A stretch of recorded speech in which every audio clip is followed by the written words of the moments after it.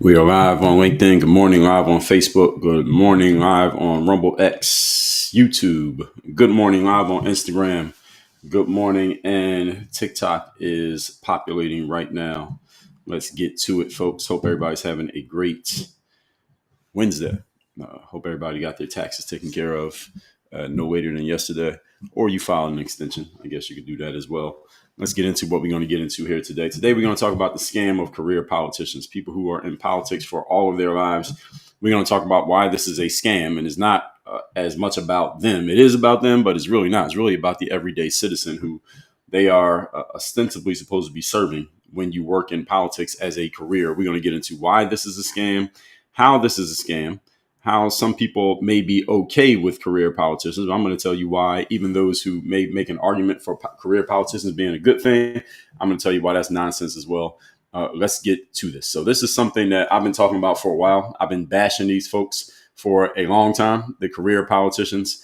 And the more I understand how the government works, the more obvious it becomes that career politicians, just the fact that someone can become one, and then the fact that a lot of people do become career politicians, many of the politicians whose names you know, they are career politicians. And let me define what I mean when I say a career politician. This is a person whose entire professional career, as long as we've known about them, has only been in politics. We don't know about them for doing anything else other than working for the United States government. Maybe they started on a local government, then they came to be part of the federal government. But that's the only thing we know them for. And the only thing that, even when you look into their background, because they don't have to be famous, the only thing that they've ever done on a professional level where they are actually giving professional level service to anyone has been working in politics. If you even want to call that professional level service, and that's kind of a stretch if you even want to call working in the government professional level service.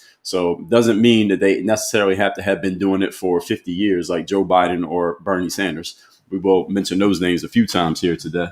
But it could be somebody who's only been in politics for, let's say, 10 or so years. That could be a Cory Booker. That could be what's the other chick's name? AOC. It could be people like that who, again, we don't know them for having done anything else. Again, I don't mean know them like they got to be famous. I mean, just look in their background. What were you doing before you got into politics? And they don't really have anything of substance they can offer. That's what I mean when I say a career politician. So a career politician could be 85 years old like Bernie, or they could be 35 years old or 40 like AOC. They are still career politicians because they haven't done anything else in the professional world other than what we know about. So introducing myself, my name is Dre Baldwin. Many know me as Dre all day, former 9-year professional athlete, author of 41 books and 4 TEDx talks. I run this company called Work on Your Game. What we do here is we help professional entrepreneurs systematize and scale their businesses from the 6 to the 7-figure level. You can learn more about that at the links in my profile or bio, whatever app you're watching me on.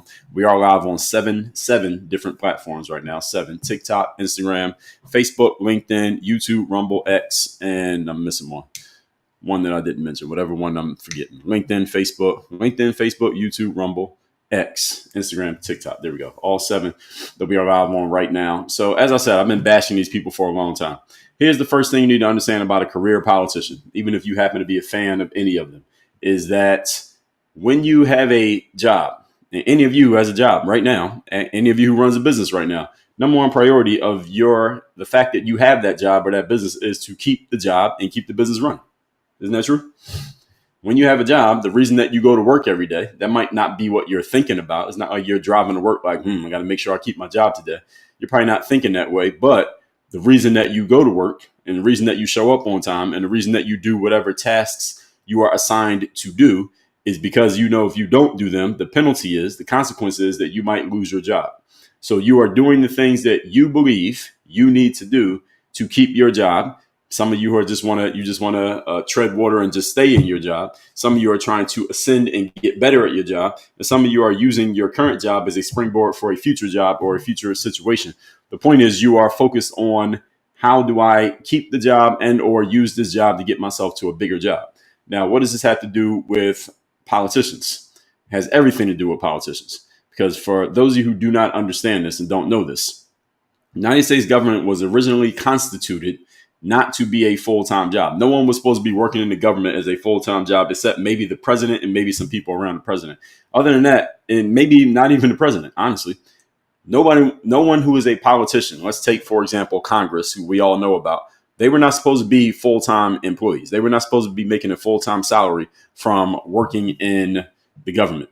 What they were supposed to do is show up on a consistent basis, similar to if those of you who understand how a board of directors works at a company. People who are part of a board of directors don't show up every single day and make decisions about a company. They meet on a regular basis. It's often in companies they will meet every quarter. So that's 4 times every year. They will meet. They will have an agenda of all the things that need to be addressed and discussed and decided upon.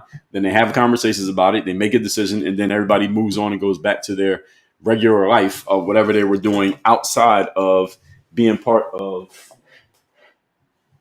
the board of directors. That's the way a board of directors works. That's the way the government was supposed to work. I'm just drawing a parallel to that. That's the way it's supposed to work.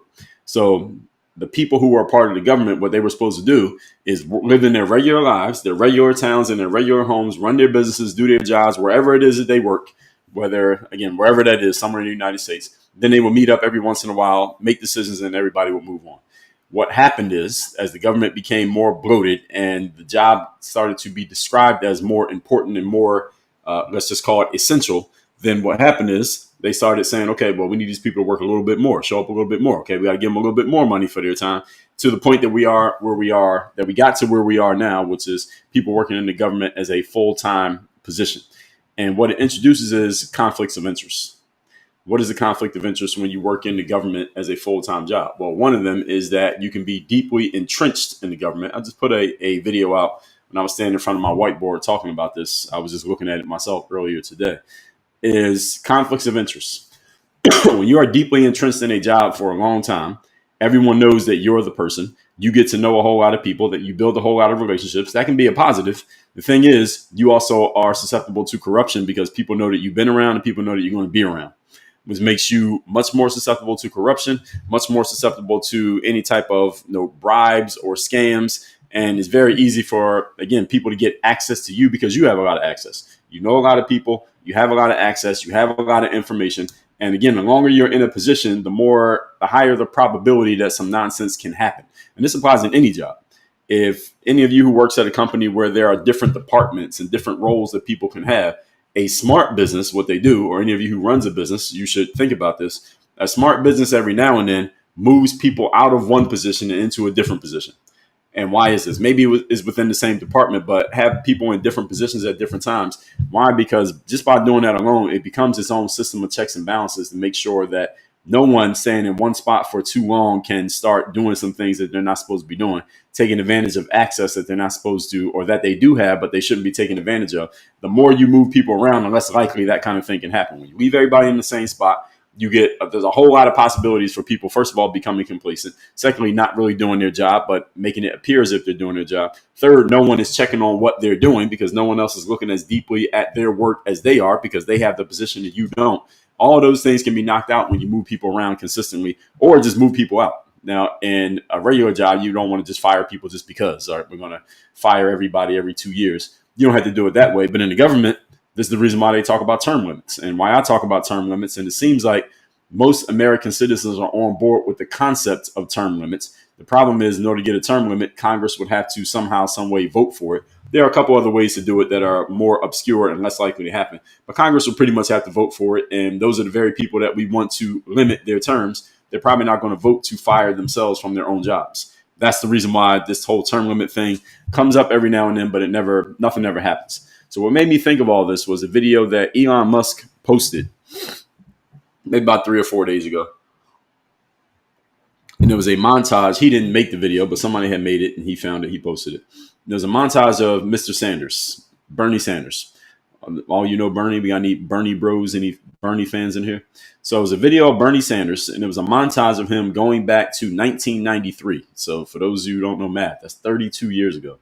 And in this video, going back to 93, is like 12 different clips. And in each clip, Bernie Sanders is saying essentially the exact same thing, that this country is starting to become more and more of an oligarchy. He said that in 1993. Then the next clip showed him saying it in 96. The next clip, he was saying it in 97. Next clip, 98. Next clip, 2002. Next clip, 2008. And he says it like 12 different times. He's saying the exact same thing. And then the last video is him saying it like on his, whatever he's doing right now, his campaign, his tour that he's on with AOC, saying, oh, this country is becoming more of an oligarchy. We're just going to fight against oligarchy. Now, there is a defense of Bernie making this statement. Some people could say, well, Dre, the reason why he's been trying to fight against an oligarchy for the last 32 years is because the country has become more and more of an oligarchy. So you could kind of say, there's a way that you could say Bernie was a little bit clairvoyant. He predicted that the country was going to become more of an oligarchy. So he started saying it early, and now it's become more of an oligarchy. So he's actually telling the truth.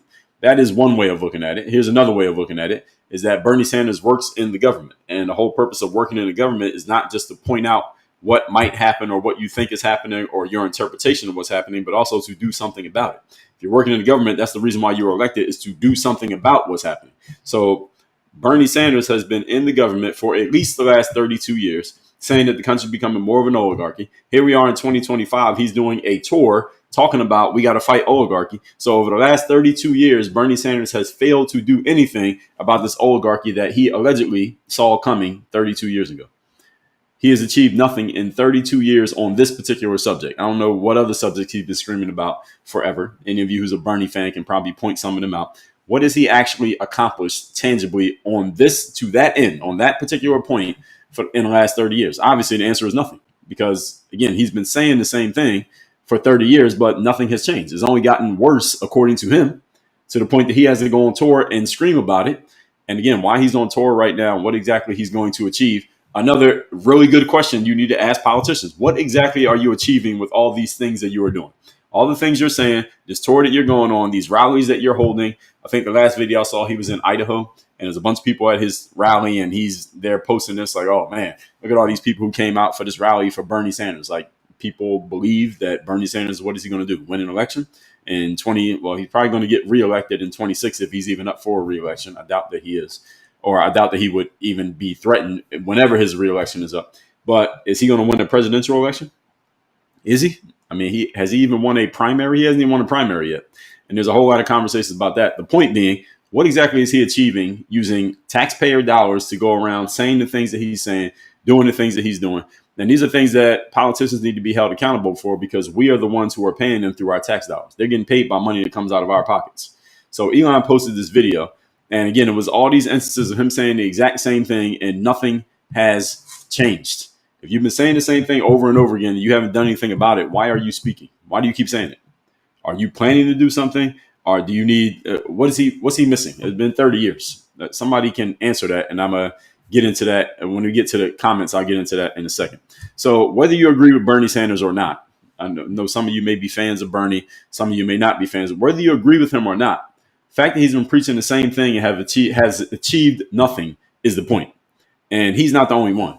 He just happens to be a famous person. I'm using him right now because he has made a spectacle of himself and his position over the last, I guess, say month or so, when he's been on this, whatever. What are we calling this? When I get to the comments, somebody has an answer for me. What are we calling this thing that he's doing? Is it a tour? Is it a campaign? What exactly is this? When I get to the comments, and again, I'm going to answer all questions at the end. I want to know what exactly Bernie Sanders is calling himself doing right now. But anyway, continuing. As I said, the government was never supposed to be a full-time job. It was a voluntary thing that you did as a contribution to society. And it's fine if you get a stipend for it. I know people who are members of boards of directors. You get a stipend for being a member of the board of directors, but it's not enough money to where it's a full-time salary, which means you still would need to go do other things if you want to make money, because that's not enough money for you to live off of just that. You need other things going on. And since they're not paying you a full-time salary, you're not hanging around all the time. You show up a few times on schedule consistently, and y'all make the decisions. Then everybody moves on and goes back to doing their regular life things, running a business, being in the community, having your family, et cetera, et cetera. And that leads to another point.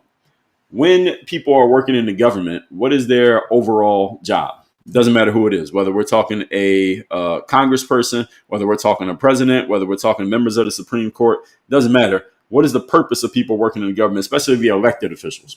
Specifically talking about the elected officials, their job is to do things and make decisions that serve the everyday citizen. Isn't that the point? You need to be serving the everyday citizen. We know that they understand this. I believe most politicians understand, at least on the surface level, that this is what is supposed to be their job, because when they speak publicly, they frame everything that they say around how is this going to help the everyday citizen, whether they're telling the truth, whether they're trying to make it sound like something that is not. But they all seem to understand this, whether it's the president talking like this, whether it's Bernie doing his tour right now, he's talking like this. So look at all these everyday people coming to my rally. Again, we've seen this movie before. We saw it in the summer of 2024 with Kamala Harris. So look at all the people coming to my rally, as if that means anything. We know that it doesn't, but this is the momentum that he has going on right now. If you're going to help the everyday person, one of the important criteria for being able to help a person in any space, whether if you run a business right now, and you're going to help somebody in a certain space, a certain type of person, often the best person to start off helping any type of person is someone who's already been that person. In other words, in business, for example, this is a saying in business, is that the easiest way you can start a business is to help the person who is sitting in the seat that you were sitting in 5 or 10 years ago. That's generally the easiest way to start a business. Doesn't mean it's the only way. And it doesn't mean that you can't start a business by helping people who are in a space that you've never been in. But the easiest way is to do it that way. And the reason why is because you know exactly what all of their challenges, needs, desires, hopes, problems, etc. are. For example, when I started my business, I officially became an entrepreneur when I started selling training programs to basketball players about a little over 15 years ago. And the way that I was able to do that was I started to build up an audience. I built up an audience of basketball players who were watching my content, because I started putting out content in like 2005. I started selling stuff around 2009 and 2010, around that time frame. But in that period when I wasn't selling anything, but I was putting out content, I was building up a relationship with my audience of ball players who were up and coming, and they were trying to get better at basketball, and they were trying to ascend. So this is like people who played, thanks for the gifts over there on TikTok, people who played in high school, they want to play in college players want to play pro, etc. People like that. And the reason I was able to help them so clearly and so completely is because I used to be them. So by the time I would start putting these videos out, I'm in my 20s, and a lot of people in my audience were like a generation behind me. So they were anywhere from 13 to 24 years of age, and they were all trying to come up in basketball. So I knew exactly what it felt like to be them, because I had been them. I knew what it felt like to try out for the team and not make it, and then you had to figure out, how do I get better? I knew what it felt like to want to get better at basketball, but I didn't have anybody around to teach me. I knew what it felt like to not be good at dribbling the ball, but I wanted to get good at dribbling. Or I can't dunk yet, but I want to jump higher so I can dunk. So I knew every single problem that a basketball player who's 16 years of age and wants to get better had. So all I did was show them that I understood their problem, and I told them the solution to the problem, because I was older than them. I already knew what the solution was because I had finally figured it out. And that's how I was able to serve those players.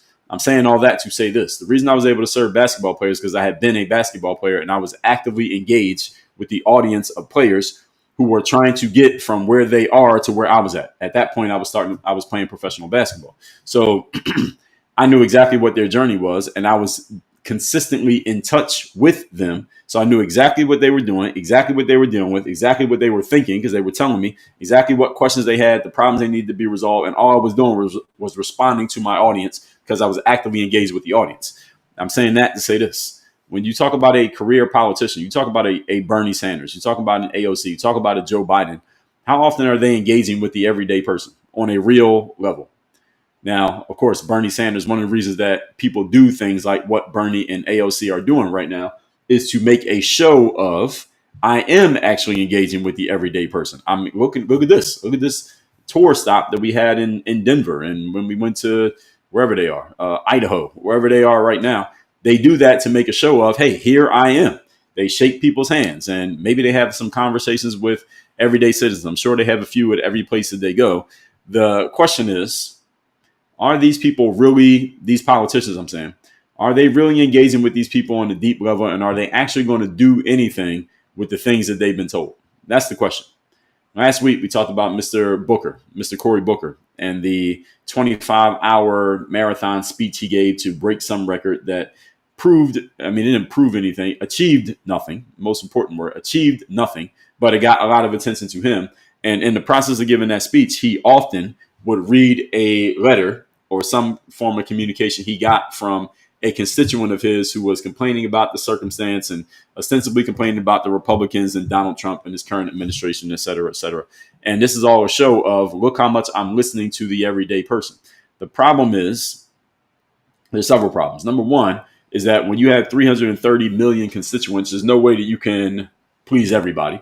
Number two, just because you are listening to what a person says does not mean you can nor will do anything to actually help this person. This is more of a problem of the government itself because it's so bloated.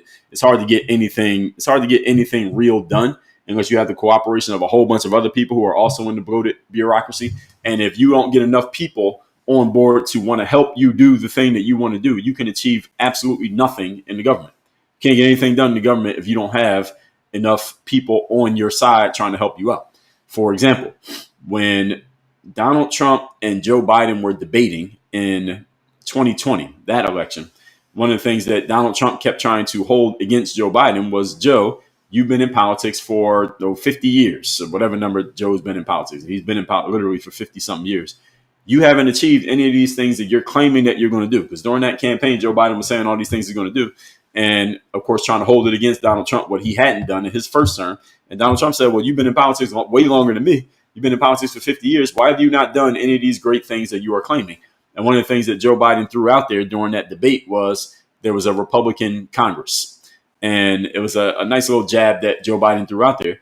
And the reason why it matters, the reason why I'm bringing it up is because that is kind of how the government works. If you have a whole side of people who are against what you want to do, even if you have a good idea or what you think is a good idea, you'll never get a chance to implement that idea through the government because you got to get other people on your team. And if they're not on your team, good luck. Actually, you only need good luck. It ain't happening. That's just what it is. You all remember Barack Obama's, I believe it was the second term. And during the midterm elections, the Republicans kind of took over and Barack Obama could get nothing done for the rest of his term because he couldn't get anything through Congress because they had decided anything Obama tries to do, we're blocking it. It doesn't even matter if they agree with it. If he tries to do something, we're blocking it. And it's the same thing the Democrats are going to do if and when they are able to take over Congress in 2026. This is the problem with the government in general, is that it's designed in a way that everything becomes partisan. And it's not about what's best for the people. It's about what's best for supporting my party. A good example of this, those of you who have been paying attention, was a month or two ago when Donald Trump gave that joint address to Congress. Y'all remember that joint address he gave? And it wasn't a State of the Union. It was just a joint address to Congress. And you got the Democrats sitting on one side of the room, the Republicans sitting on the other side of the room. And Donald Trump pointed out a few quality of life type of people. It wasn't a political point.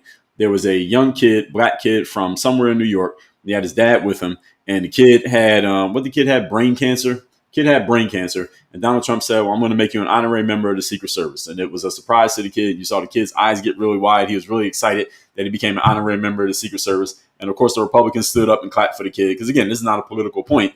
None of the Democrats stood up.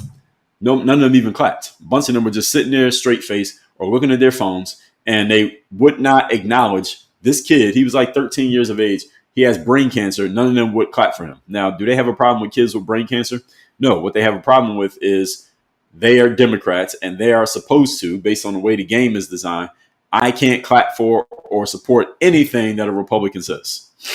This is the problem with our government right now, is that all of these people, and this is Congress, these are the people that you should be paying attention to rather than the president.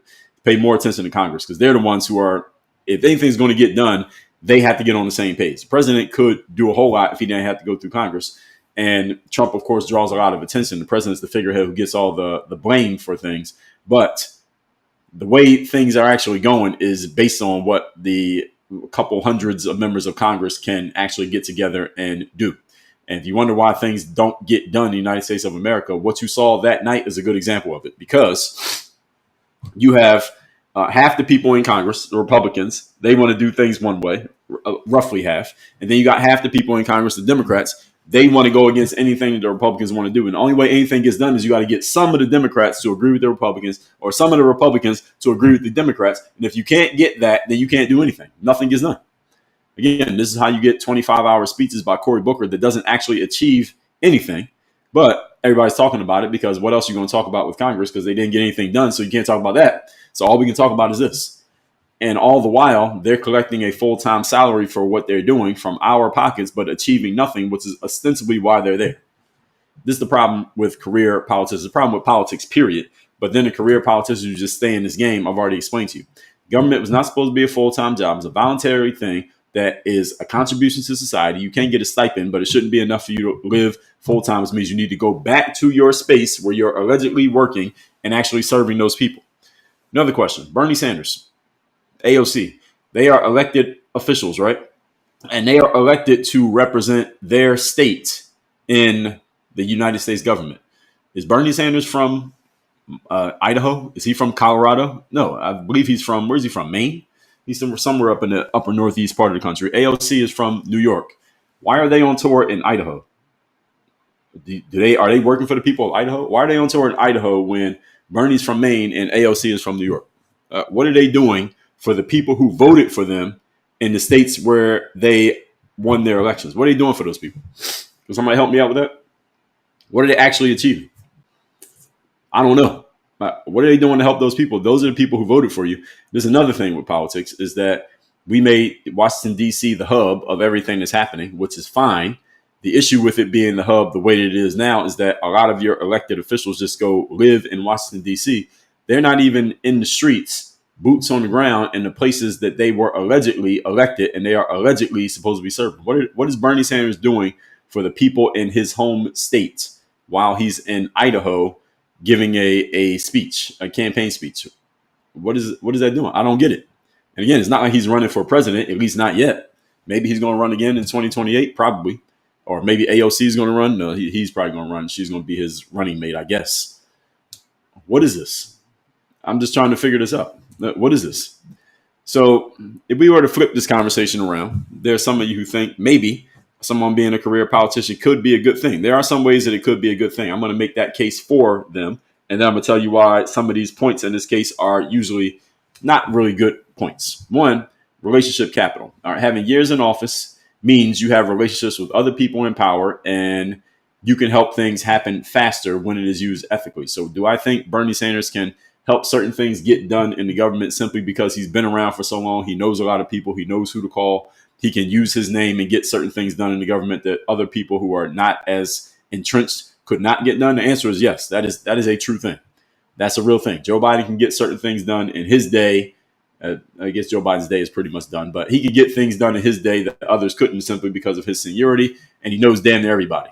He knows DC like the back of his hand because he's been around there for 50 years. Same thing with somebody like Bernie Sanders. The problem is, I say the trade-off of that seniority is that you also get possible conflicts of interest. You also get possible corruption.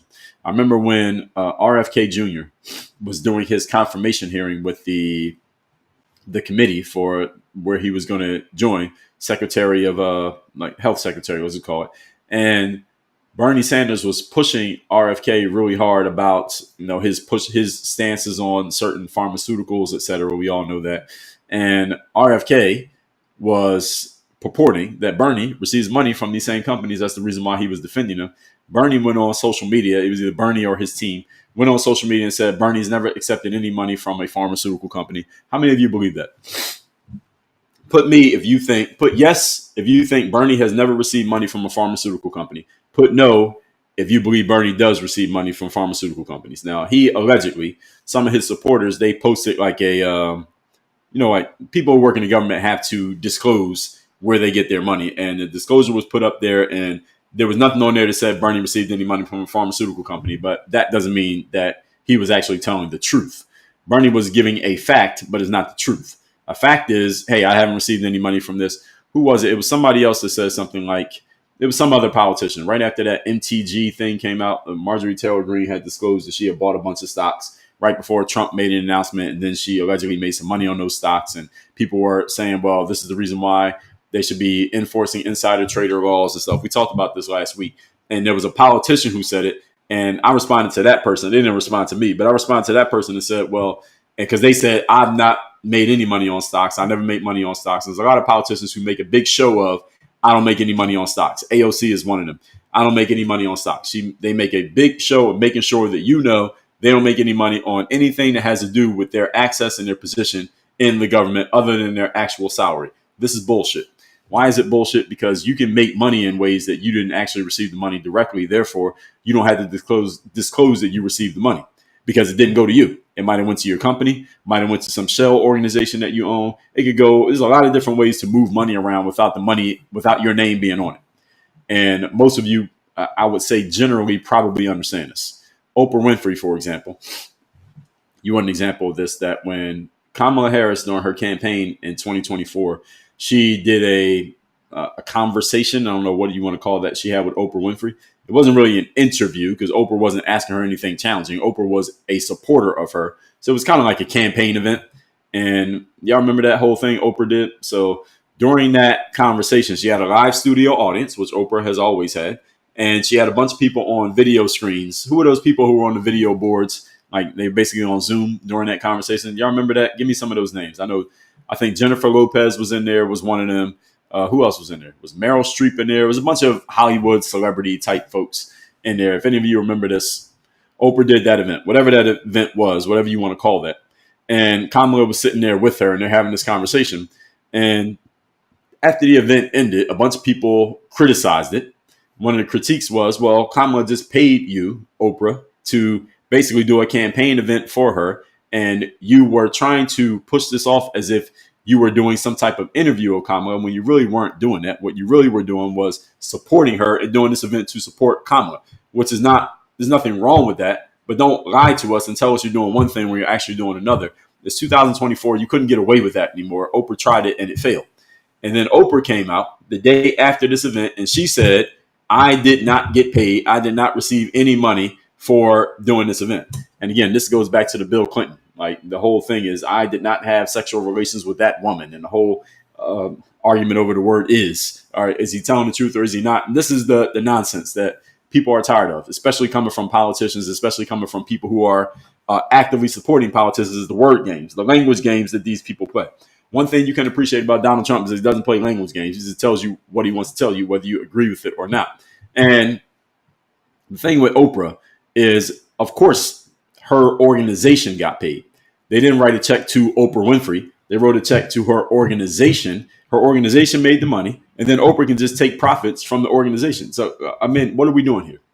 And it's the same thing with politicians saying, well, I didn't make any money on stocks. Well, it doesn't mean you couldn't have been involved in stock purchasing and stock selling. You just don't put your name on it. And there are plenty of ways to work around that. And when you work in the government, you have access to all the different ways to work around it. So this is, again, nonsense. Everyone who's working in politics leverages the fact that they have access to things that they would not have access to if they were not in government, because there's not that much money in the full-time job of working in the government for it to be worth it just for that alone.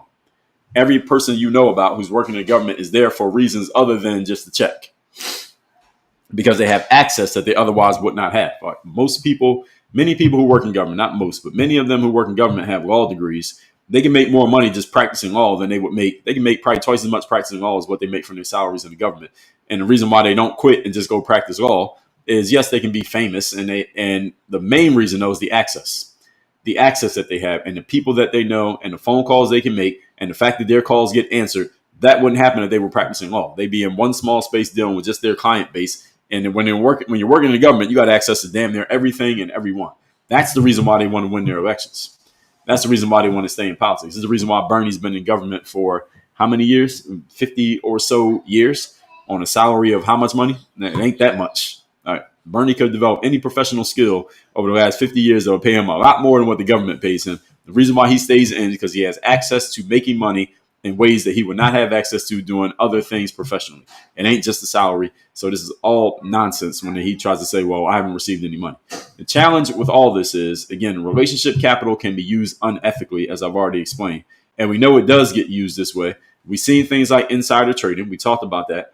and the power of the lobbies. For those of you who know how the lobbies work, very simple.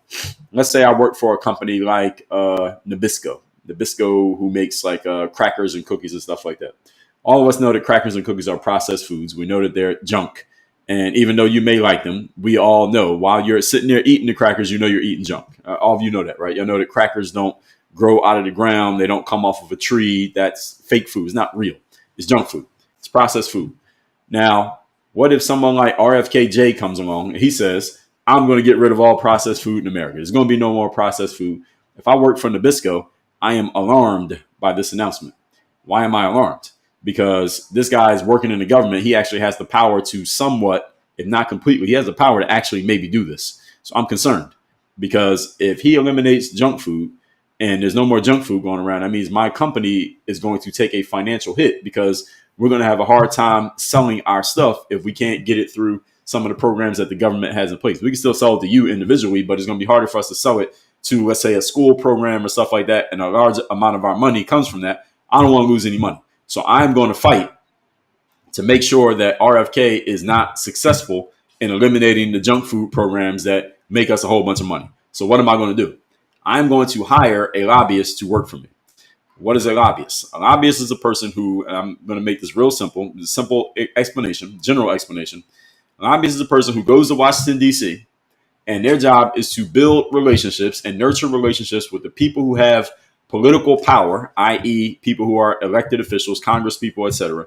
My job is to build a relationship with that person so that when a bill or a law or any type of measure comes up that would get in the way of my business, the person who I built a relationship with will block that bill or block that law, i.e. vote against it. They will vote against that law. So let's say RFK gets somehow, some way gets a new law on the floor of Congress that says we're going to block 50% of the sales of junk food. Let's just say that. That's not what it would sound like, but let's just say something like that. We're going to block 50% of junk food sales. My lobbyist, who I'm paying, is walking around D.C., going to all the Congress people, all the senators, having lunch with them, having coffee with them, going to their office, getting on their schedule, and lobbying them to vote against this bill, even though the congressperson might actually like the bill. The congressperson might, let's say they live in Alabama, and in Alabama there's an obesity epidemic, and they want to help the childhood obesity epidemic in Alabama. So when RFK comes with that bill, they're looking at it like, that sounds like a good bill. I'm probably going to vote in favor of that bill. But the Nabisco lobbyist shows up to their office, has a conversation with this person from Alabama, and maybe put some money in their pocket in some way, shape, or form. Again, may not be direct, but I'll give money to your favorite charity, wink, wink. I'm going to give $25,000 to your, not even your favorite charity, excuse me, to your 501c3 organization, the one that you run. I'm going to give $25K to them. And if you know anything about charity organizations, know most of the money does not go to the thing that they're allegedly helping. So in other words, you give money to some charity for poor kids.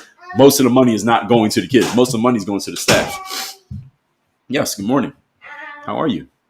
I just mixed with all the colors. You got more colors? Yeah. Yeah, this is blue and white and light blue and dark blue. This is very nice. The colors come from Maria and What did you say? I just got those colors over there. All right, you were slurring your words a moment ago, son. You sound like you were drunk. Are you drunk? No. Okay, I didn't think so. Okay, what are you gonna do with this? I'm just gonna put it in the molded stuff smaller. Oh, that's right. Okay, I'll see you later. Bye-bye. All right, guest appearance. So back to what I was saying. So the lobbyists, if I'm the lobbyist from Nabisco, I'm gonna go have a meeting with this congressperson from Alabama, and I'm gonna say, hey, I want you to vote against that bill. And they may, well, why would I vote against that bill? Well, because a couple things. I'm going to make some argument for why they should vote against it. I'm going to give them maybe some language that they could use for an explanation of why they would vote against it. I'm going to help them out. And I'm going to donate $25,000 or $250,000 or whatever number of thousand I need to their 501c3 organization where they can get some of the money. And all of that becomes a handshake deal for them to go on the floor of Congress and argue against the bill and maybe get others to argue against the bill. And now the bill doesn't pass. And now I can breathe a sigh of relief. And my people back in Nabisco are happy that they hired me to lobby for them because now I'm able to protect their profits. This is what happens in the government, number one. This is what happens, number two, in a capitalistic society. In a capitalistic society, everything is about the dollar. And some of you may be a fan of this. Some of you may lament this on some level. All of you who are here when I talked about the three laws of economics, or if you heard me mention this, here they are. Number one, supply and demand. Number two, diminished marginal returns. And number three, trade-offs, i.e., there's no such thing as a free lunch. I'm bringing that up to say this, is that in a capitalistic society where the dollar is the king, you are going to get, inevitably, you're going to get people doing things for a dollar that go against possible, what maybe ethics, maybe going against their own morals, maybe going against their own conscience. Why? Because they were offered a dollar. And it doesn't mean that anybody can be bought and sold for a dollar. A lot of people can be bought and sold for a dollar. What it means is that when everything is run by the dollar, sometimes you got to do what you got to do to get the dollar, even if it's something that you don't want to do. All of us who are listening to this have done things that we didn't want to do for a dollar. I'm not saying unethical or immoral things or illegal things, but I'm saying we've all done things we didn't want to do for a dollar. Some of you are at a job right now that you don't even want, but you want the money that comes with the job, so you stay at the job. All right, true or not? All of us have done this. And this is what happens in a capitalist society. This is the trade-off of capitalism. And I'm not knocking capitalism. I prefer capitalism to any other situation we could have. I'd rather capitalism than anything else. But everything still has a trade-off. Even though I say this is the best one, I like it better than communism or socialism, I still say with capitalism, there are trade-offs to it that we need to accept. One of the trade-offs is that everything's about a dollar. And if you can bend somebody's ear by giving them a certain amount of money, even if it means they end up supporting something that they should not be supporting based on what they're supposed to be doing for their constituents, this is the kind of stuff that happens. So did y'all catch the line of reasoning that I just gave you there? So there's a congressperson from Alabama who wants to help childhood obesity in Alabama. So they're going to vote for this bill that's going to eliminate the sale of junk food. The problem with me, I work at Nabisco. I don't want the elimination of sale of junk food because that's going to hurt my money. I want to protect my money. So there's the money right there. I sent a lobbyist to D.C. to go talk to this person from Alabama. Again, they're not in Alabama where they're supposed to be. They're in D.C. hanging out. So I'm going to go send my lobbyist to D.C. where they can talk to 30 Congress people in one day. You can't talk to 30 Congress people from 30 different states in one day. You ain't got enough gas in your plane. There's not enough time. If everybody was spread out, it'd be harder to lobby. Lobbying is easy because everybody's in one spot. So you can just go to D.C. and meet with 30 different people from 30 different states in 3 hours. So they go do that. They put some money in that Alabama congressperson's pocket in some way, shape, or form because money talks. And now this congressperson who's supposed to be helping out the childhood obesity epidemic in their state is now going to vote against the bill simply because of some reason that they can't say, but they're going to come up with some good sounding reason as to why they're voting against it. It's not going to be the real reason. It's going to be the good reason, not the real reason. Good reason is what you say on camera. The real reason is what you don't say on camera. This is how politics works. That's what lobbying is. And you often hear, not often, let me back up. You will every once in a while hear some politician talking about lobbyists in DC and how we need to get rid of the lobbying in DC. Often you don't often hear people talk about it because every politician out there is susceptible to it and a beneficiary of lobbying. That's why you don't hear, you ever hear Bernie Sanders talking about getting rid of lobbying? Not that much. I mean, he's probably mentioned it. 50 years, he had to have mentioned it at least once. Barack Obama mentioned it every once in a while. Donald Trump doesn't really mention it. You hear, what politician do you hear screaming about lobbying? You hear every once in a while, you see some of them making a big show on the insider trading thing when their hands are allegedly clean. But very rarely do you hear anybody talking about the lobbying. I don't hear anybody talking about it. Lobbying is a huge industry in Washington, D.C., and it works exactly the way I just explained it to you. Someone comes there as a representative of some company that wants to protect their money, and all they do is persuade and influence politicians to vote for or against laws or bills, rather, that could become laws to basically protect their resources and protect their interests. This is politics with a lowercase p. Things that human beings do to protect or advance their own personal interests. And that lowercase politics affects capital letter politics, which is the government and the Congress and all of these things. I was listening to this Frontline PBS documentary about the oil companies, that there's a whole conversation about climate change. This has been going on for over 30 years, by the way. Climate change is not a new conversation. It's always been a conversation. And some people were saying that they were saying in the documentary that there is overwhelming evidence. I'm not asking if you agree with it or not, but overwhelming evidence, quote unquote, that the use of fossil fuels, i.e., burning coal for oil, is hurting the planet and is speeding up the decline of the planet. So this was allegedly overwhelmingly proven scientifically many years ago. And again, I'm not asking if you agree with it or disagree with it, because that's not the point. Big oil companies saw this information, said, damn, this is very convincing. This is going to get people to vote for rules and laws that are going to do what? It's going to hurt the production of oil. And if we hurt the production of oil, what does that mean? That means, hi, you're back? Yes, I am. I'm going to get right back to where I was. What you got now? I got slime and I want to. Let's see. Okay, so I'm recording now. So can you just be quiet if you're going to be in here? So I can record? Okay. So that oil company says they're going to hurt our profits. We're making $2 billion a year. But if they pass these rules, we're only going to be making $1 billion a year. Now, why does $1 billion loss matter? Well, it depends on the way they run the business. We got to fire a bunch of people. Our stock price is going to go down. Our CEO might get fired. There's a whole lot of things that are going to happen if we lose $1 billion.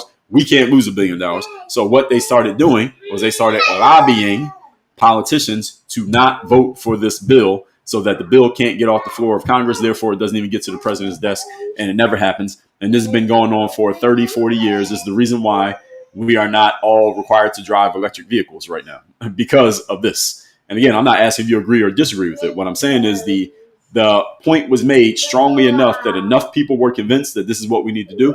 Get rid of fossil fuel burning, and remember the Kamala with the ban fracking and all that stuff.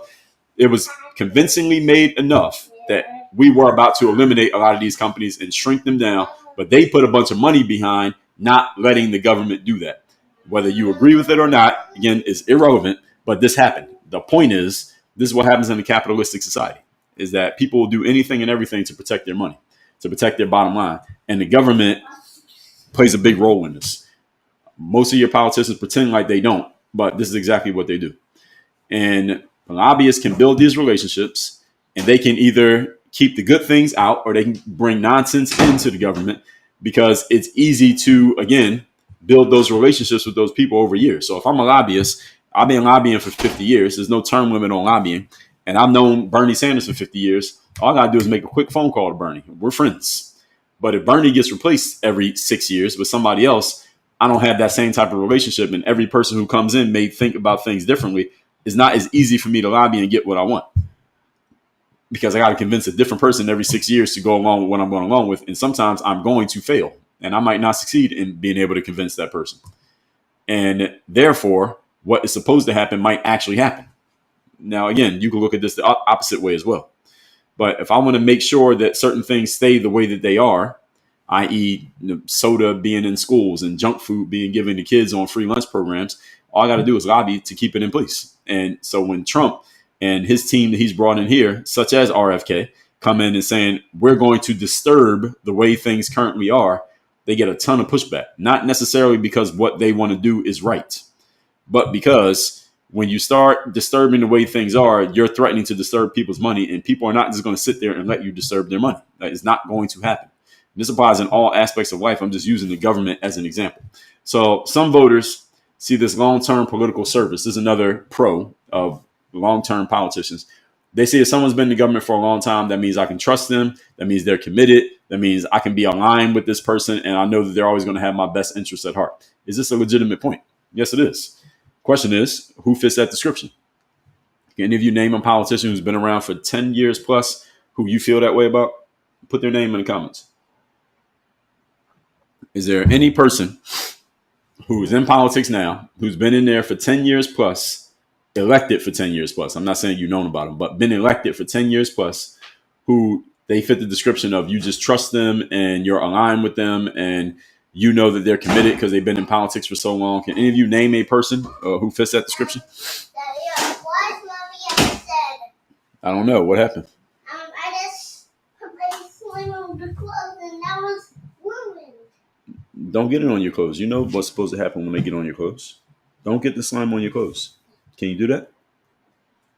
Can you do that? Yes. Okay, don't get it on your clothes. So you already know the answer. You asked me the question you know the answer to. So can nobody named anybody. So somebody said AOC. I don't think she's been in for 10 years yet. Has she been in 10 years? So this corruption, as I already mentioned, There is corruption in government, and one strong piece of evidence is that Elon Musk. I talked about Elon and Doge multiple times here. Wait, son, not so much noise. I'm recording. Okay, you can stay here. Just don't make too much noise. When he and Doge started to uncover and look at things, some things people agreed with him doing. Some things people think Elon is a terrible person and he's going to gut Medicaid and people are going to lose Social Security. Again, did any of those things happen? No. But people are talking about it as if they were going to happen. The thing that got people really upset or excited, and not in a positive way, when Elon started doing what he was doing was that he was going to uncover the shenanigans, the financial shenanigans. See, it's not so much some procedural shenanigans him uncovering. Nobody would care. Is the financial shenanigans he was uncovering. And if you look at Doge's website, their social media platform, the social media account on X, they're pointing out, hey, here was a government contract, here was a government grant for this much money, that much money, going out every year, and nothing was really happening on this thing, but the money was just going straight to a person. This is the way things work when you're connected in the government. So you want to know why politicians fight so hard to keep their jobs? Again, it ain't because of the salary. All right, most of these politicians are earning somewhere around $100,000 to $200,000 a year. With their names and their brands, and if they were to take that same time they've been in politics and dedicate that to a career, they can make that much money doing something else. The reason why they stay in there is because they make a whole lot more than what their stated salaries are through things that you don't know about and that they don't want you to know about. And when someone like Elon comes along and starts letting you know about it, or he just starts threatening the things they're doing, whether you know about it or not. If he cuts off $50,000 of money that you're making every year, that's a significant amount of money. I don't care how much money you got. $50,000 is a lot of money. As the saying goes, if Oprah Winfrey saw $50,000 on the ground, she would stop and pick it up. All right, it doesn't matter how much money somebody has. So this is one of the things that caused so much pushback against Elon. It wasn't that people don't like Elon. It's not that Elon's a bad person. It's not that Elon is quote unquote MAGA. It's not none of that. The reason why people push back so hard against Elon is because Elon said, I'm going to start finding where a lot of this money is going and I'm going to stop it. That's why people got mad. No matter what side he was on. If he was a Democrat trying to do that, they would say the same thing about him. The reason why people didn't like Trump when he first came in is he said, I'm going to drain the swamp. I'm not going to be the normal politician. I'm going to look at all these normal politicians who've been eating really good for the last 60 years, and I'm going to disrupt what they got going on. That's why people don't like Trump. All the things you hear about him, he's racist, he's sexist, he's misogynist, he's xenophobic. All of those are window dressing. That's not the real reason people don't like him. The real reason people don't like him is because he's disturbing the status quo of what was going on in the government. He has successfully disturbed the status quo of what people had going on in the government. And Elon just came in and helped him do it. That's why people don't like Trump and they don't like anybody associated with him, because he represents a disturbance of the status quo. And the status quo of the United States government is that a lot of people are deeply entrenched. They are hiding in the shadows. Nobody knows who they are. Most people in government who are controlling things, you don't know their names. Nobody knows who they are. They work to keep it that way, and they're making a whole lot of money doing it. All right. What would you want anybody to disturb that? If that was you, would you just sit there and let somebody come in and break that up? None of you would allow somebody to come in and break that up. That's the reason why people push back so hard against Trump. And Elon, again, is just an extension of Trump because he stood next to him. Other issue with career politicians is that they're disconnected from reality. When you're working in a certain space for a very long time, you are so entrenched in what you're doing, you might forget why you actually joined in the first place. Again, this is another issue. You hear every once in a while somebody says this about D.C. politics. How are all your congressmen and senators living in Washington, D.C.? They may not live there full time, but they're spending way too much time in Washington, D.C. and not enough time in the place that they're supposedly serving. Even Barack Obama, I recently read one of his books, The Audacity of Hope, which was like his that book was kind of like his billboard, his advertisement for becoming president, everything that he wrote in that book.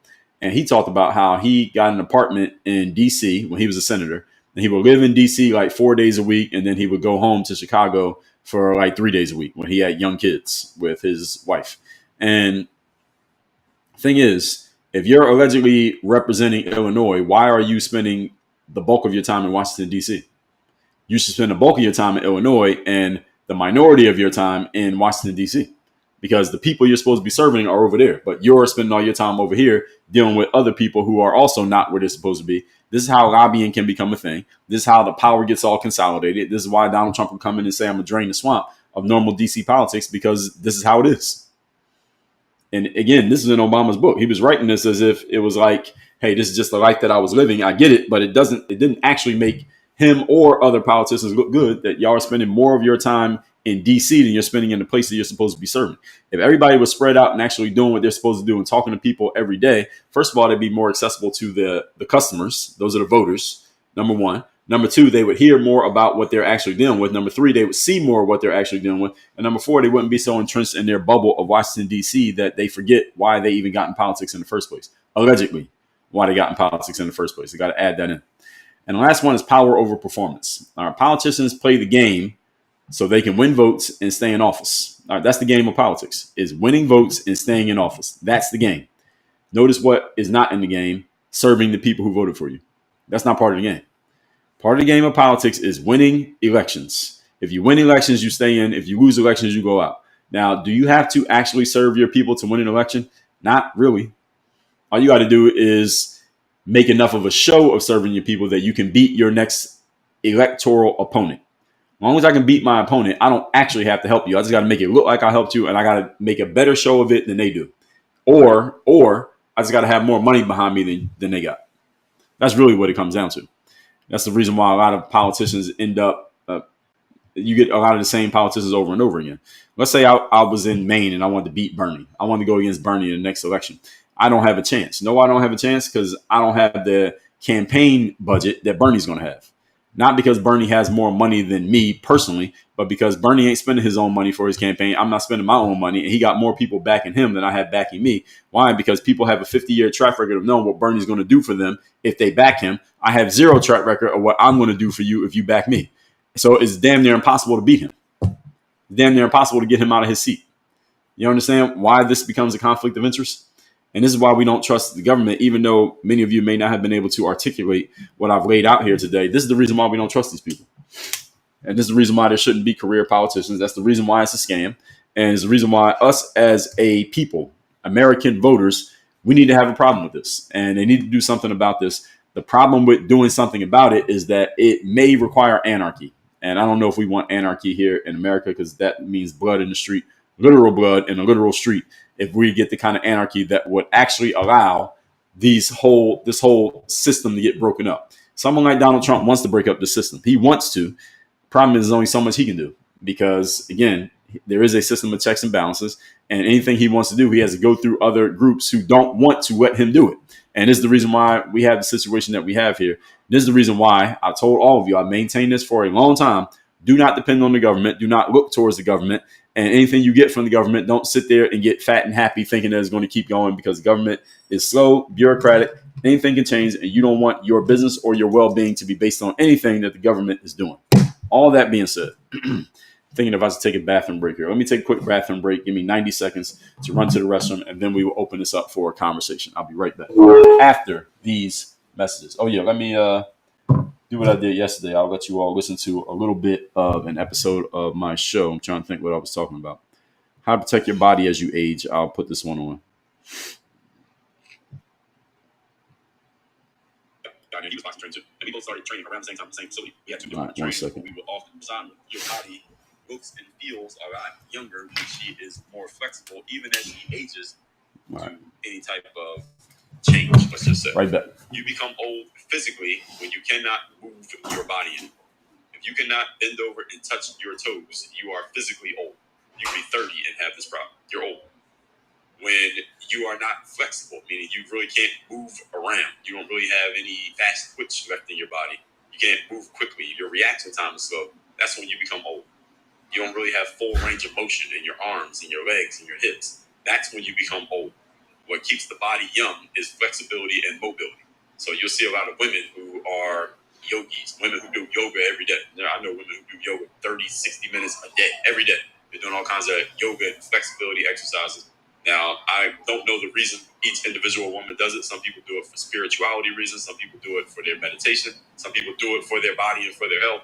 But one thing I will tell you is that a woman's body looks and feels a lot younger when she is more flexible. Even as she ages, her body, she may look older because maybe her facial features give away her age. But when it comes to her physical body, it can still look and feel a lot younger than it is, simply because she kept up the flexibility and the mobility. And this is very important, especially for men, because in my experience, I see men getting more stiff and tight than women. And one of the reasons for this is because men tend to have more musculature than women, and men tend to put on more weight, especially around the midsection. All right, there we go.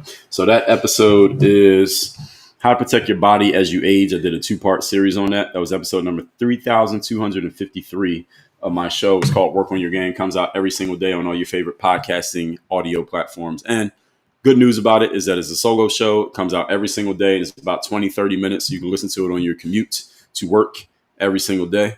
So any of you want something consistent you can get from me if you can't always catch these live streams or you don't have the time to consume all of these, because I know these are on the longer side, then you can get access to that by, again, going to workonyourgamepodcast.com or just go on Apple or Spotify. Look up my show. It's called Work on Your Game.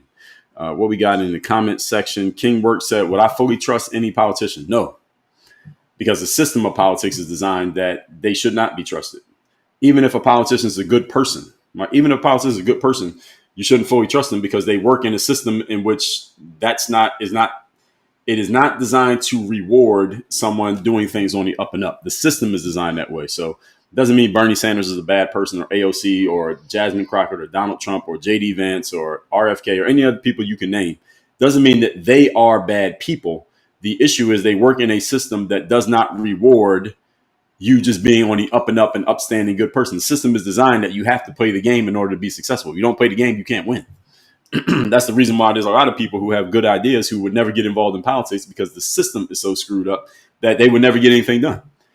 I think I could serve a lot of Americans if they could hear more of my message. The problem is if I got involved into politics to do it, I wouldn't get anything done because I would piss too many people off. And as soon as you start pissing people off, you can't get anything done because they have to support you in order for you to get stuff completed.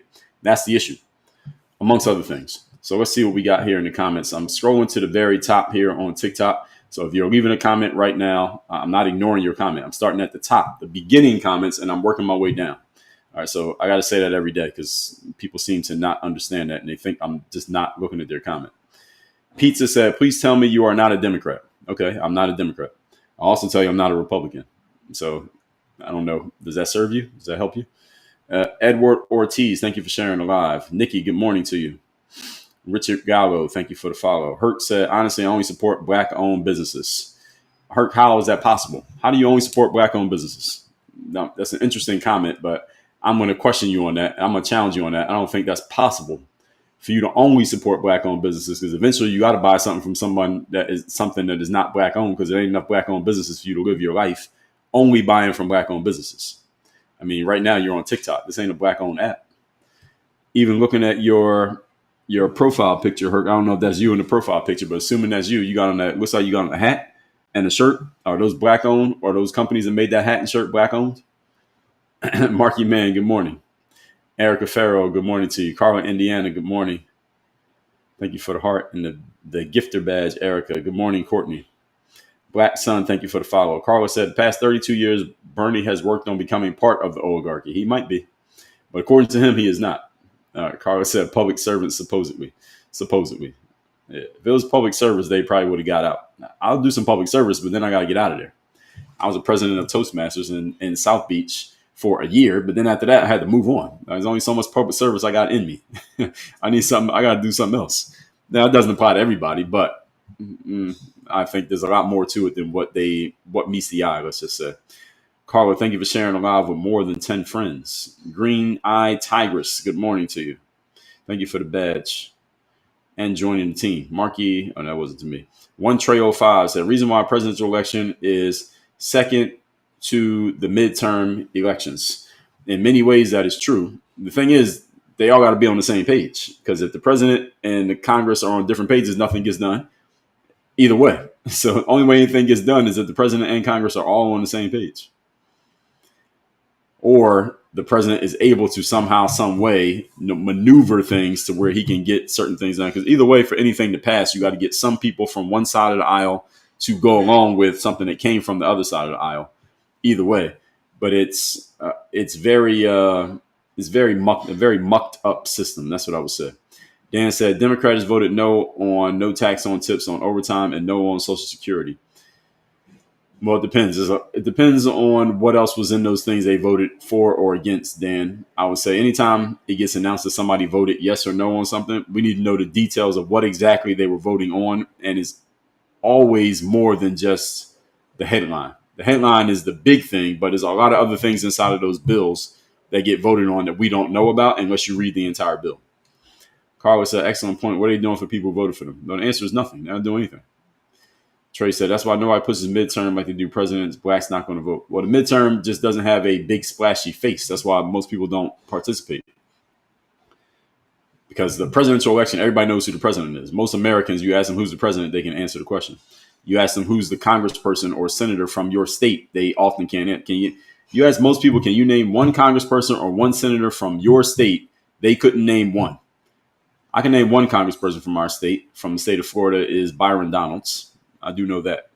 I don't even think I can name both senators. I know we have Rubio, but I think he dropped his spot because he joined the Trump administration. So I can't even name more than one. Amber and Beyond, good morning to you. Butterfly Howard, good morning. Daniel Lee said, Bernie and AOC are part of the oligarchy problem they claim to be against. So a few of you have said that. Maybe we'll one day learn. Yes, please tell people to tap the screen. Thank you, Carla.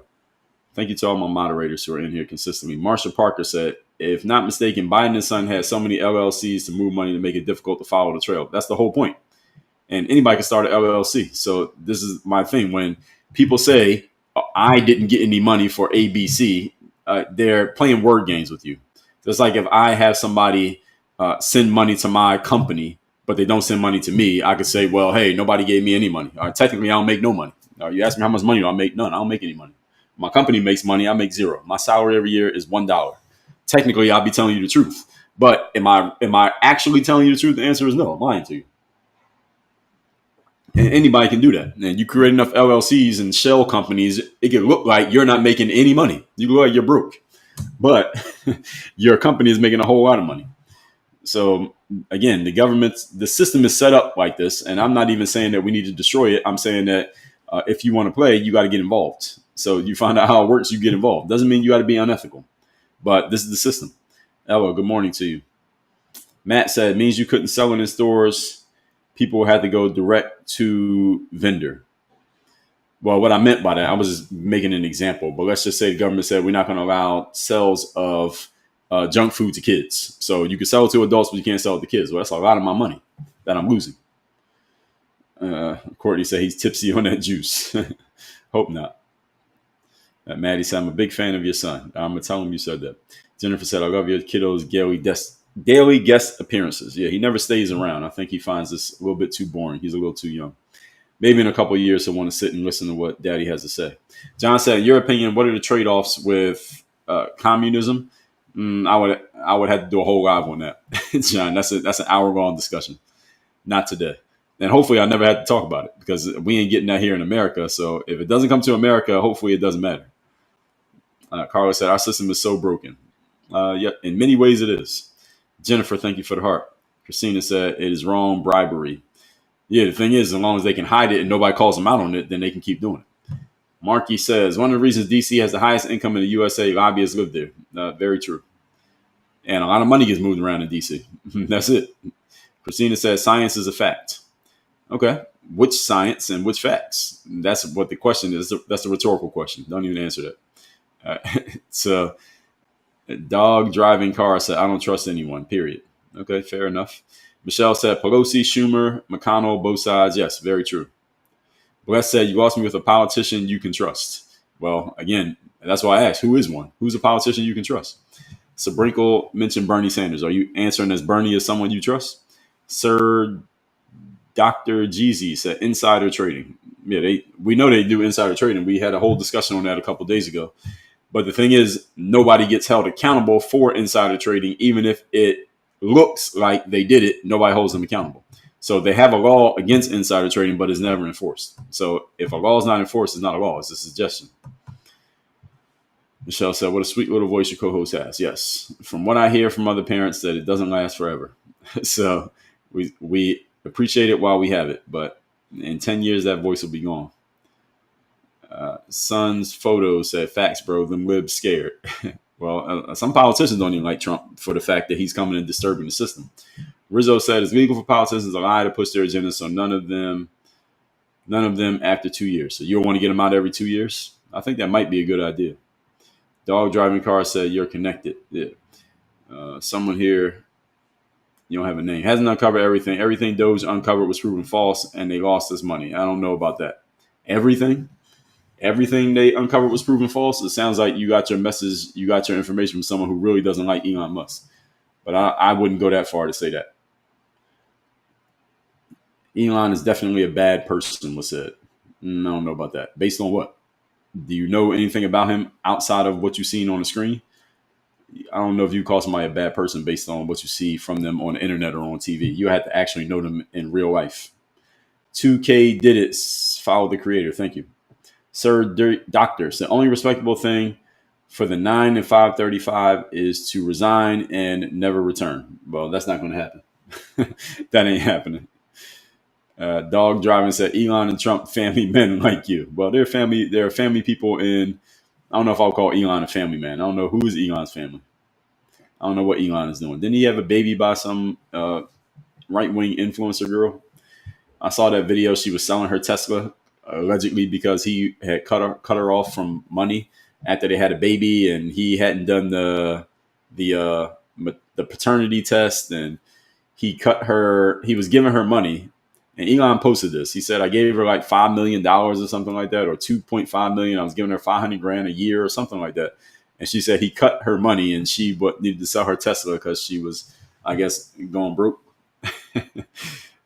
He just donated billions. By the way, he's no different. You're so brainwashed. Okay, you say so. Sabrinkle said, Elon doesn't belong in our government business. Now he has everyone's data too. Well, Sabrinkle, you must be in here for the first time. First of all, Elon was a special government employee brought in by the president. So the president was voted for by us as a general group, American voters. And whether you voted for him or not, we all voted for him because we have a democratic election process and he was chosen. And Elon is someone that the president who we voted for brought in. That's number one. So he is in the government business. Secondly, the government is already in your business, whether Elon was there or not. So any of you who thinks that all of a sudden the government has access to your business because Elon jumped in, the government already had access to all your business. Third, I just mentioned this maybe 2 days ago. If you use a smartphone and or a social media platform, which you're doing right now, Sabrinkle, all of your information, all of your data is already accessible by a whole lot of people who you don't know and will never meet. So none of you has privacy if you're using social media. All of you right now are using a social media app. None of you has any privacy. I don't care which one. LinkedIn, YouTube, TikTok, Instagram, Facebook, doesn't matter. If you use a smartphone, all of you got a smartphone, you have no privacy. And the government has all the data on you that they want. If they can tell you what you had for breakfast yesterday. They can tell you how long you sat on the toilet this afternoon. They know everything about you already. Why? Because you got your phone with you when you do it. All right, they know everything about you. So Elon didn't do anything when it comes to your data or your privacy or your business. But the government does a whole lot. People just put Elon's face on it as if all of a sudden this became a thing because Elon came in. No, this was already a thing, especially since 9/11. Government knows every single thing about you. Michelle said, we didn't know their names till social media came along. Now we're learning all their dirt. Well, you're learning some of their dirt, Michelle. I wouldn't say all of it. Daddy and daughter, thank you for following. Carlos said, love Doge. The agency existed. Trump just changed the name. Okay, there you go. Rizzo said he owned PayPal. We freely gave Elon bank information to SSNL. How did he steal it from us? Yeah, that's a good point. Well, he was part of the group of PayPal, several of them. Peter Thiel himself and several others. And again, people have been giving away their data. As soon as the internet became the internet, we gave away our data. If you jumped on the internet, I've been using the internet since I was using the internet in the 90s, back like AOL Instant Messenger. You remember AOL Instant Messenger? I go back that far as like interconnected internet, not just AOL. You've got mail. And the when you had the I've been using the internet since when if you wanted to use the internet, you had to unplug the phone line and you had to plug in the modem to get the dial-up connection. That's how far back I go with the internet. As soon as we started using it back then, this is the 90s, you were giving up all your privacy and all your data. So again, Elon Musk in 2025 did not start any of this. He just is a face that people decided to put on it. Rizzo, thank you for the follow. Marky said the fox is guarding the hen house. Yes. Carlos said Elon Musk is an American citizen, has a right to see how the government is spending money. And it's not just because he's a citizen, it's because Elon has proven some professional ability when it comes to solving big problems for large groups of people. That's the reason why he got the position that he got. And when you solve problems for large groups of people and charge them for it, that's called business. And Elon has done very well business wise for a reason. All right, all of that can't be smoke and mirrors. Carlos said all citizens have the right to see how the government is spending our money. Yes, we do. And Elon was pointing those things out. What people had a problem with is what he was pointing out, and because he's standing next to Trump. Rizzo said we have a right to know. They're just mad that it's being done. Yes, that's what people are mad about. And it's not even the people who are mad. It's the politicians who he's threatening. They got mad, and they needed a reason for the people to get mad. So they went and framed everything Elon was doing as if it was affecting the everyday person in a terrible way. And that's how they got the everyday people upset. But what Elon was really doing was affecting the people in the government who are making money in ways they're not supposed to be making money. That's what he was really threatening. He wasn't really threatening the everyday person. What the politicians did was say, all right, Elon's disturbing me.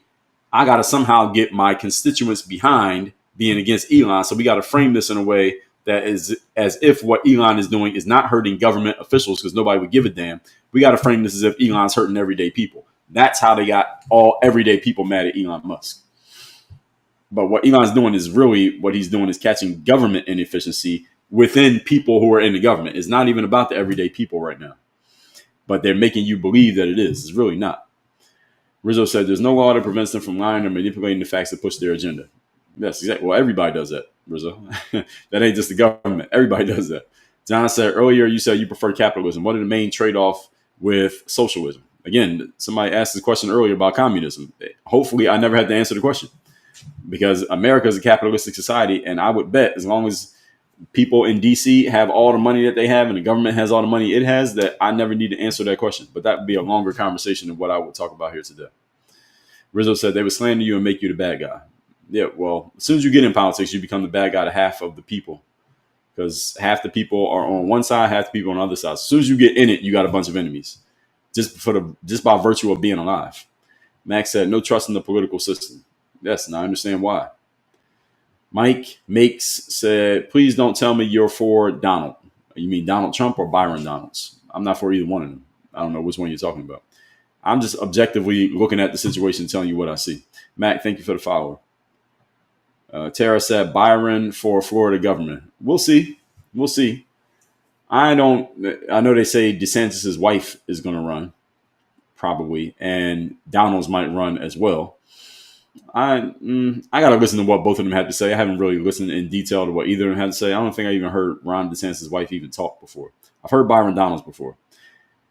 What I do know is I prefer that Florida remain under Republican control. That I will say. So whichever one of them wins, they're both Republicans. I guess I'd be fine with either one at this point. I haven't really heard the details of either one of them, but I don't want Florida to become a Democrat-run state. That I will say. I don't care which Republican it is. It just needs to be a Republican. And Tara said, know the rules and play the game. That's correct. James Collins, good morning. Forever Blessed said, I'm getting Little Bill all grown up vibes. What does that mean? Dog Driving said, what is your job? Well, I run a business. My company's called Work on Your Game Incorporated. And we are, in short, business coaching and consultancy is what we do. So we basically help professionals. We help entrepreneurs step their games up in areas from mindset to strategy to systems to accountability, all based in performance, consistency, and producing results, i.e. making more money, if I had to make it real simple. Save said, Dr. Ben Carson, I trust. Okay. Is he in the government right now? What's his role, if so?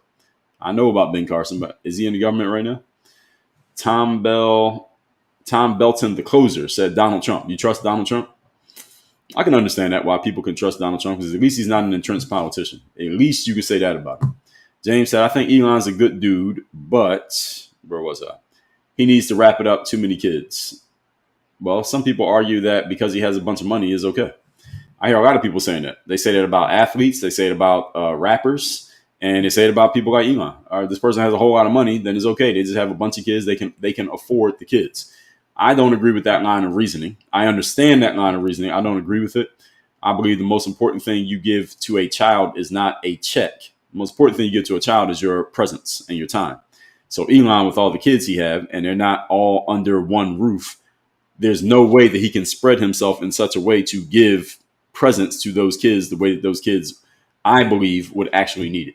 So there's no way that he can do that no matter how much money he has. And again, any of you who ever grew up as a child of a single parent household, the thing you miss most from the other parent was not money. It was them actually being there, actually being around.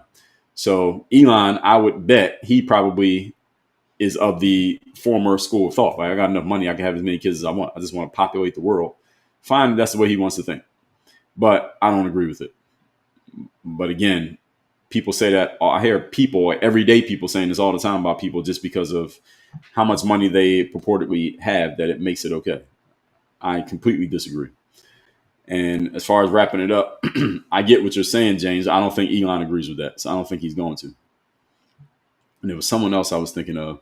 I can't remember. But there's a bunch of people who are of that mindset. Danielle Vibes, good morning. Thank you for the follow.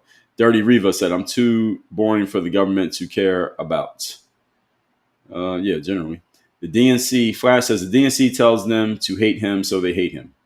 Well, yeah, they more than that. There's more than just the DNC. Is the people in the DNC. They go tell every single day. Tara said, Patriot Act took our privacy. Yes, it did. It didn't take it. We gave it away. Tara, we gave it away. Our privacy with the Patriot Act, because the Patriot Act wouldn't happen if the people were not okay with it. We were okay with it. That's why it happened. Chris Crossing said web crawler. That one I don't remember. I do remember instant messaging. Flash said back in 95, I started using it. I probably used a computer in 95. I don't know about the internet. Internet was probably 98, 99-ish for me. I'm 43 years of age. James Collins said the AOL chat rooms, ASL. Yeah, I remember that. Age, sex, location. I remember that. Flash said, when internet got big, my parents told me don't believe everything you read, see on it. Well, they knew. They knew a long time ago. Marcus said, my son is taking me to the Kings game today for my B-Day. Have a great day. All right, happy birthday. You have a great day too. What Kings game? Sacramento Kings or Kings, the hockey team? Isn't there a hockey team called the Kings? Danielle said they're getting mad because the government is dirty and it's coming to light. Yes, exactly. And because it's affecting their money. That's the real reason they're getting mad. It's about their money is being affected.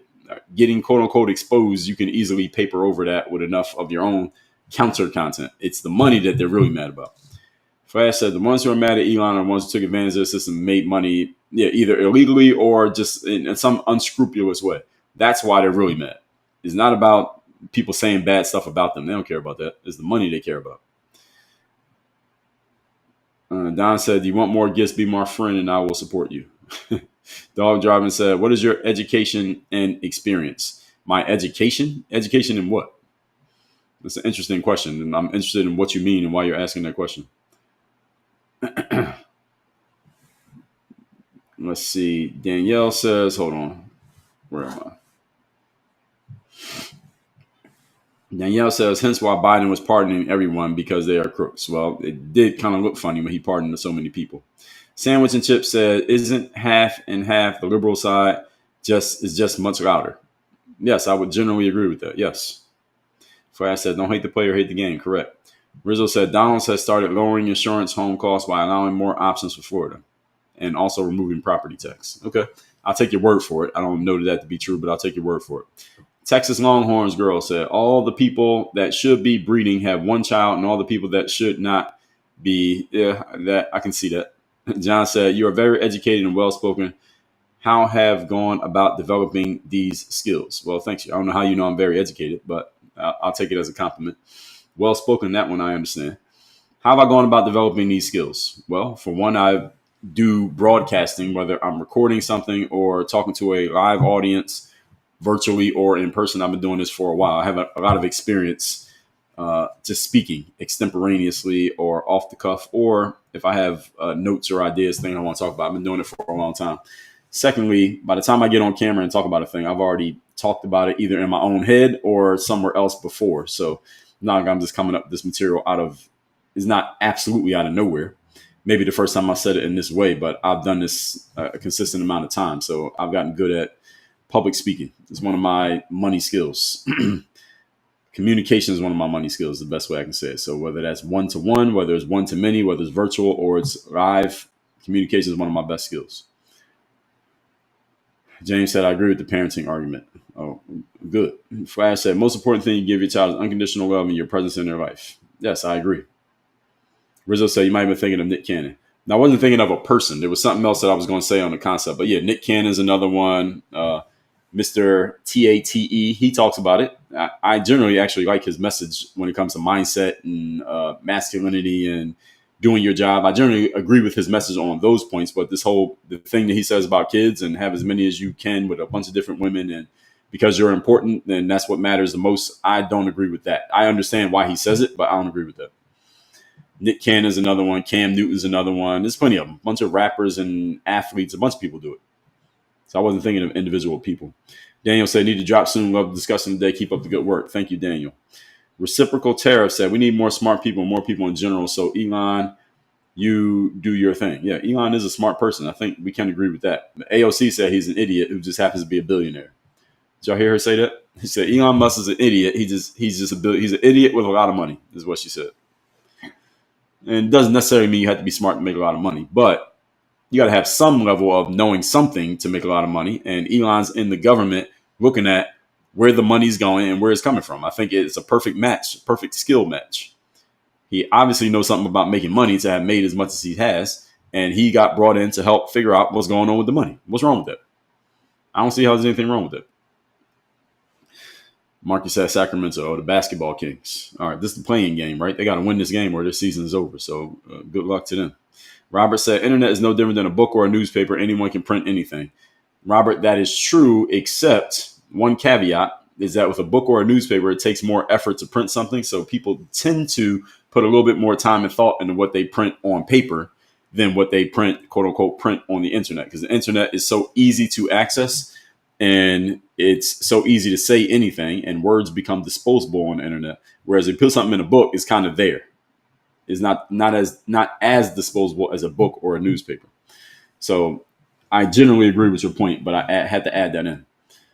Sandwich says, thoughts on this man stuck in El Salvador? Yeah, I've heard about that. It depends on which way you're looking at it legally. Legally, I listened to the Megyn Kelly show. She broke it down in detail, all the different judges and court systems that this thing has gone through.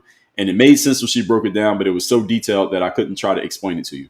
I would tell you go let her break it down because she had to go through all this paperwork and explain it. She used to be a lawyer, so she kind of understands the details. There's a lot of layers of it. I would say generally, Trump and the Department of Homeland Security is in charge, and that's what it is. It depends on what side you listen to. One side will say that they just put this man out and they shouldn't have, and they made a mistake, and now they're not fixing the mistake. And the other side says, well, he was a member of a gang, and he was supposed to get kicked out, and he got kicked out because he was supposed to get kicked out. So who do you trust? Who do you believe? So that's what I would say about it.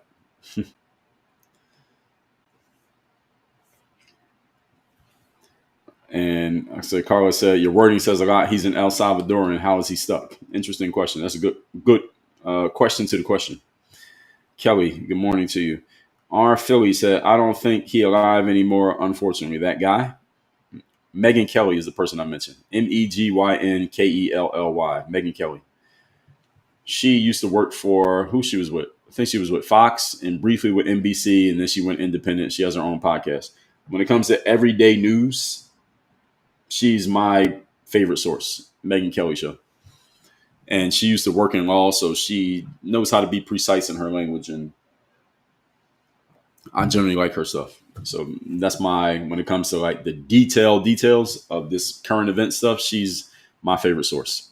All this said, everybody, we got to the end of the comments. So I do these live streams Monday through Friday, 8 a.m. Eastern. So if you like this one, come back tomorrow. Tomorrow's planned topic is we might talk about the nonsense that we have accepted in society, why I think Western society is going backwards. And we also have a topic on misinformation that is coming. Those two are definitely coming. We got Wednesday, we got Thursday, Friday. So those might be the next two topics, but I might talk about something else if something else happens in the news. If something else happens in the news, then I might bump either one of those and talk about that thing. Of course, we're going to come back to this Texas situation with the kid stabbing the other kid, black kid stabbed the white kid. We talked about that. I think I've done 3 conversations talking about that already. The day it happened, or I found out, I talked about it. Then, like 4 or 5 days later, I talked about it again. And yesterday, we talked about it again. We will talk about this case again. And when the video comes out, I'm definitely talking about it. And I've talked to some actual lawyers who know even more detail than I do about how these things work out and what's actually going to happen. And it has some more insights. And I may talk about it again this week, but I think I'm going to wait till we get a little bit more information so I can couch all of that in together. So I will be live tomorrow, 8 a.m. Eastern. Topic is TBD. That means to be determined.